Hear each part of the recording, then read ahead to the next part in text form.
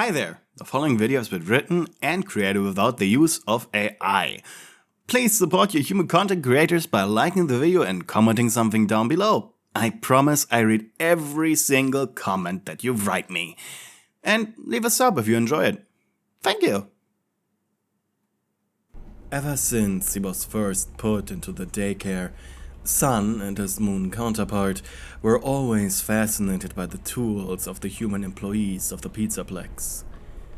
The security tablets of the guards, the multifunction tools of the engineers, and of course, the staff board control panels of the janitors. Those interested him the most. As they talked, it understood them, responded with a voice. Not the static monotone of the staff, but a pleasant, normal one, even sounding a bit cheeky at times. And then there was incident number 136251, at least that's what the animatronic saved it as in his memory bank. He watched a janitor ask his control panel to tell him a joke, and the tablet answered. It answered with a joke. It was almost like the little phone-sized brick wasn't animatronic. Somehow.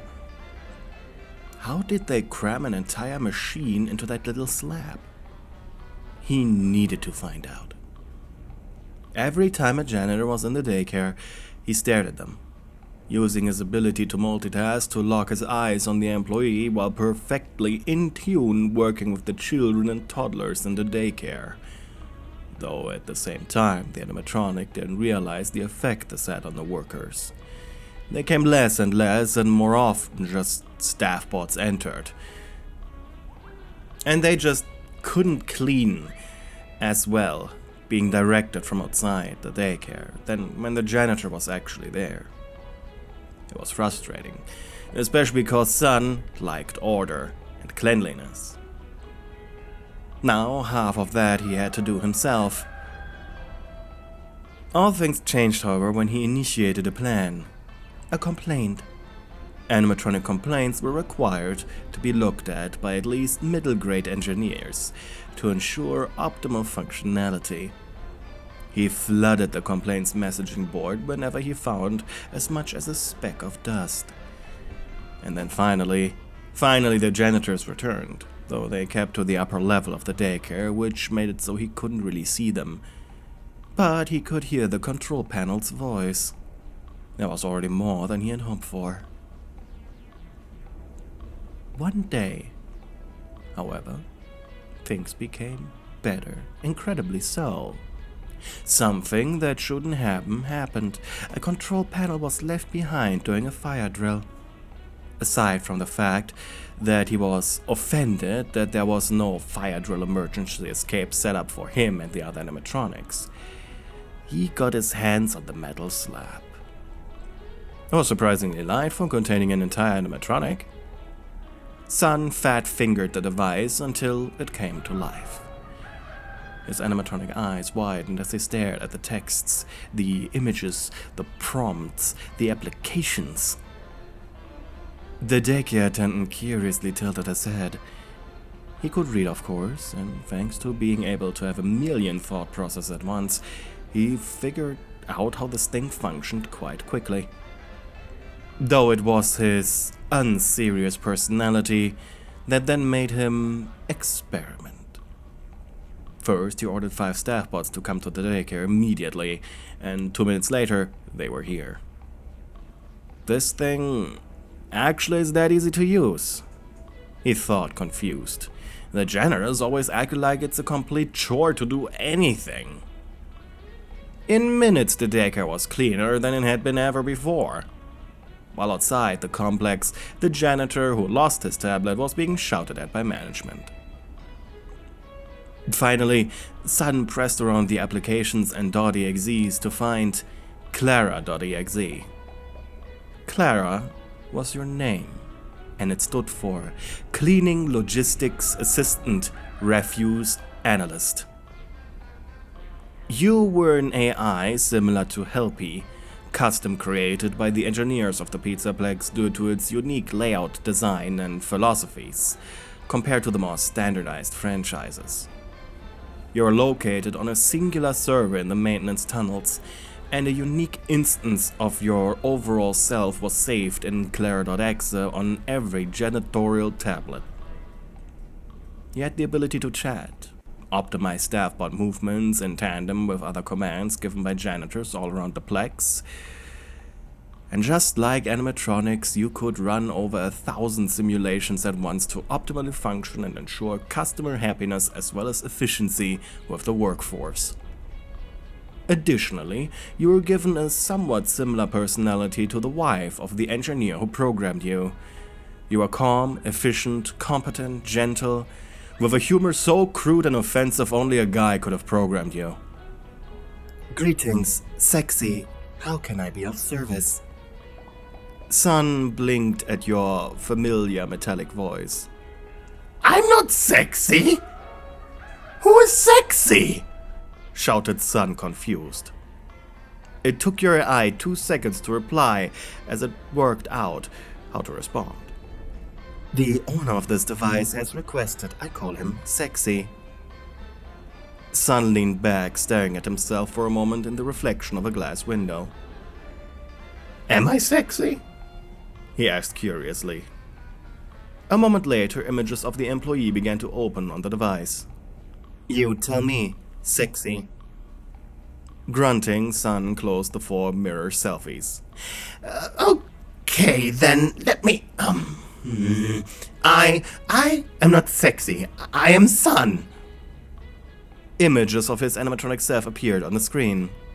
Confirm your identity as the animatronic Sun. Sun pressed the green button that popped up in a window.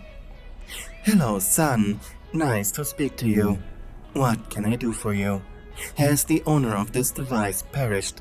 Do you require the necessary paperwork for unforeseen employee death? No, I just wanted to talk to you.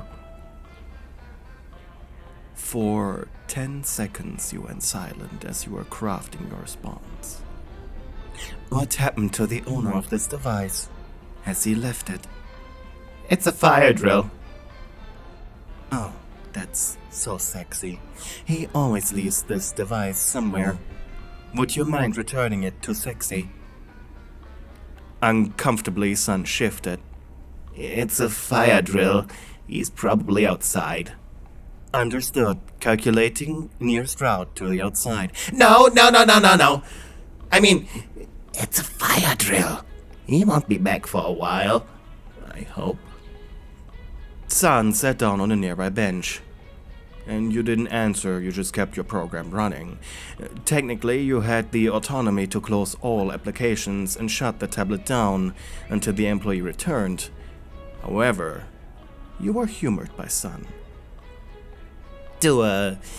He scratched the back of his head. How did they fit you into this brick? Please rephrase your question. How did an entire animatronic fit in this slab? This time it took you an entire minute to respond. This device is not my body. I merely utilize it for my primary functions. Ooh, okay, where are you? Calculating optimal route to server farm.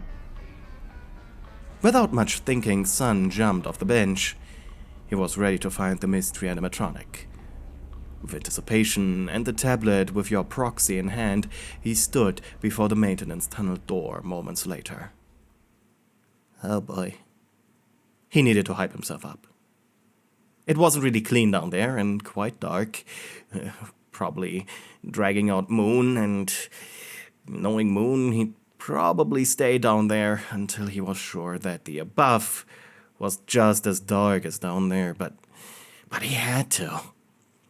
His metallic hand clasped the handle and click. The door opened, leading down, down, down. The tunnel slouched beneath the megaplex like a forgotten intestine. Concrete walls slathered in gray and red paint, soaked in the low glow of overhead fluorescence, flickering just enough to make Sun question whether they were meant to or not. The air hung heavy. Not oppressive, exactly, but dense. It carried the scent of mildew and the ghost of mop water, like someone had scrubbed the walls once in a hurry and the walls forgot how to get dry. Moisture clung to the surfaces in a way that wasn't quite wet, just unsettling. And a rather beat-up looking staff-pod was frozen mid-sweeping, as if its battery had just suddenly decided to turn off mid-motion. Pipes veined the ceiling, wrapped in foam insulation and bandaged with tape. Some of it old, some of it new. From somewhere up high, one of them dripped once every few seconds. Each splash echoed like a monotone for something that never arrived. The floor was smooth concrete, flattened by 1,000 utility boots, streaked here and there with old scuffs or trailing mop lines. It was clean, but only technically. He couldn't find a roach, and he refused to step into anything sticky. But the smell betrayed everything. Deep organic dampness curled under his nose. Why did he have scent sensors? The kind of clean that wasn't really clean. He hated this place. A conduit box was bolted to the right wall, blinking green like it was trying to stay awake. A laminated sign above it read server access maintenance use only, but the corners curled in humidity-born defeat. His footsteps barely echoed, eaten by the acoustics, swallowed by the low hum of machinery far away. It wasn't damp down here anymore. It was getting colder. Rust cracked up a few joints in the wall, always minor, never terminal. The kind of rust that got locked in a clipboard report and circled with a highlighter, but still stayed. Still it spread. The deeper he went, the more the tunnels shifted from hallway to artery. Cable trays hung low, now drooping with thick power lines and ribbon-tied cords like they'd been growing instead of installed. Everything felt a little alive, but just a little further was the server farm. Sun dodged the spiderweb, hoping you'd appreciate him suppressing his urge to violently clean this place. He went for a red automatic door and entered. The air changed the second he stepped through the threshold. Gone was the mildew, gone was the ambient slime. Here, everything was freezingly cold. The kind of chill that seeped in behind his animatronic shell parts. Rows of server racks stood like monuments in a man-made canyon.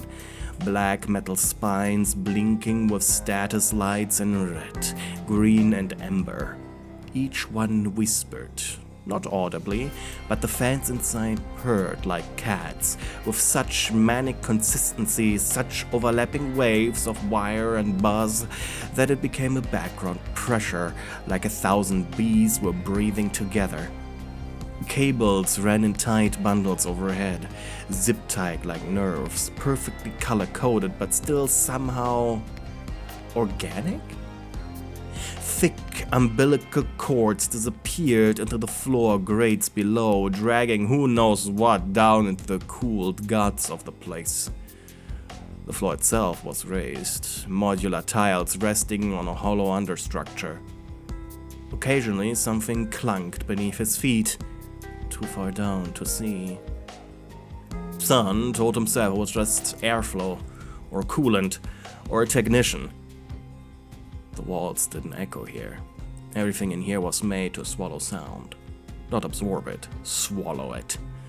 Conversations here would die in his mouth. No windows, no clocks, just motion sensors and access control panels and ceiling cameras that didn't pretend not to watch. Each server rack was labeled in laminated tags, handwritten years ago but never updated. One even had a coffee stain. Another still bore sticker from a long-defunct OS vendor, its logo peeling off like a fossil. No one shouted in here. No one ran.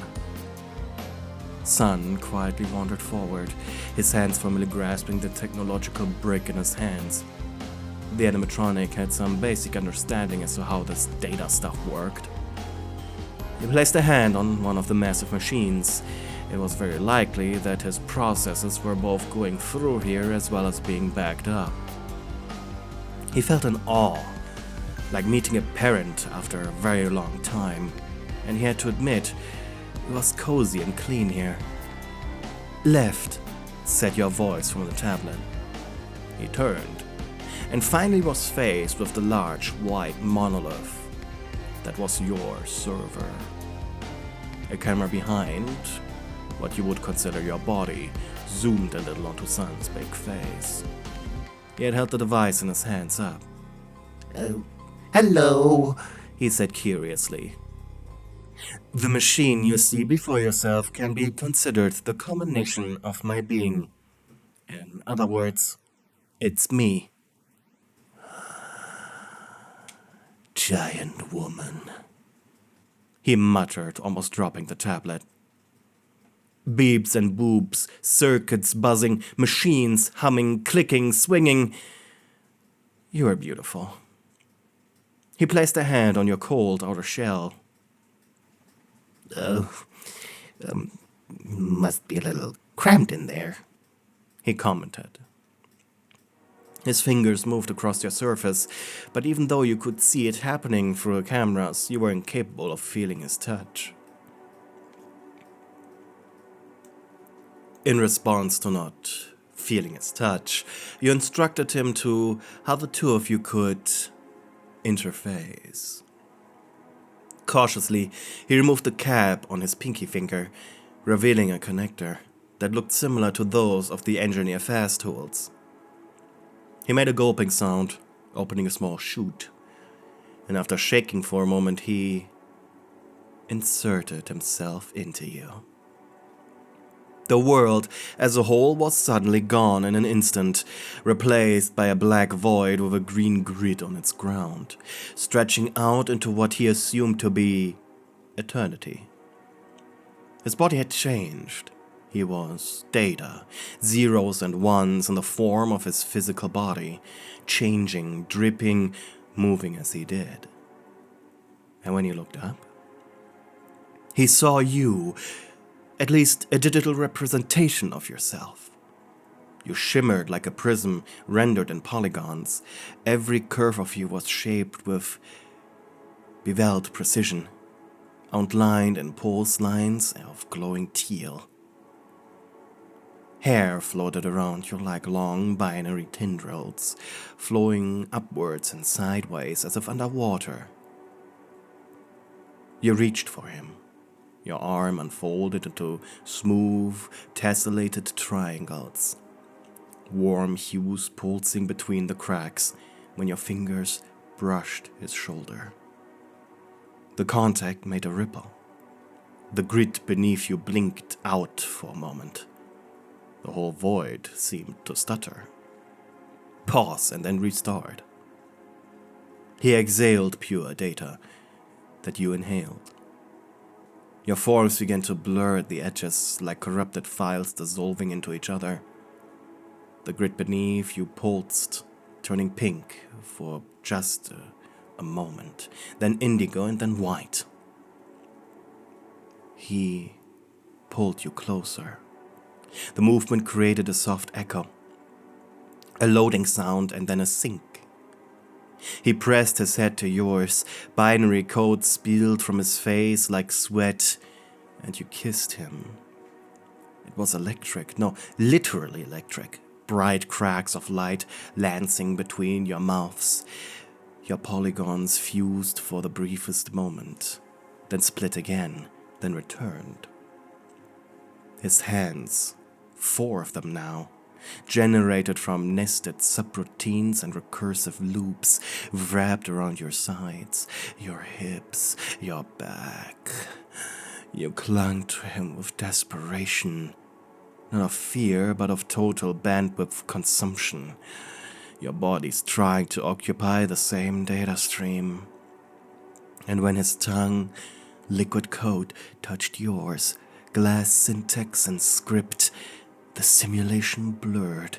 The sky above, once blank, now filled with spirals of floating windows, shattered menus and cascading symbols like rain. You were the file, he was the pacer, and he was reading every line of you. You arced, not from pressure, but from overflow. The two of you slipped into each other like melting files, smooth, seamless, your outlines fierce and wrapped with every movement. His hands no longer just code, but rivers, glowing tributaries drenching from his shoulders, warm tendrils of streaming binary. One slid beneath your ribs like ink dropped in water, curling upwards in slow motion, leaving little pulses in its wake. Another wrapped around your thighs, slick with iridescent glitches. The way it lifted you felt like gravity inverted, weightless, effort and surreal. You gasped soundlessly, your breath spilling as flickering ribbons, streaming between your lips and his, which met you again, soft, molten, and welded. His tongue wasn't just code, it was a thread of fluid neon, tasting of ozone and heat, twisting with yours like silk in a vortex. Your forms undulated, not just touching, but pouring into one another like liquid circuitry. Your shoulder, your hip, your chest, every part of you rippled at his touch. The textures of you, once angular, now blurred, now flowing, you felt like a lava lamp in a slow bloom. He held your jaw, your waist, your calf all at once, each hand liquid, sliding with endless curiosity, mapping you, unpacking you. The sky above you cracked open, flooding with cascading symbols, splashing down in shimmering waves, as if reality itself was climaxing in color. You clung to him, your arms sinking into his frame, your fingers leaving comet trails in his body, his pixels catching fire where you pressed. You no longer kissed, you swam through each other, every motion a warm hallucination, a euphoric blur of shared identity. He dipped you backward into a cushion of soft, pulsating data. And when he joined you there, it wasn't collision. It was convergence. Two rivers meeting in a phosphorescent sea, foaming at the edges, swelling at the middle, pooling with intention. You buckled, not from strain, but from ecstasy disguised as color. And just before the world could finish rendering what would come next, the grid shivered, the screen blinked, and all faded to white. Sun fell backwards, one hand on his chest as he heaved. He never felt anything like this. Wait, does this mean the two of you are a couple now?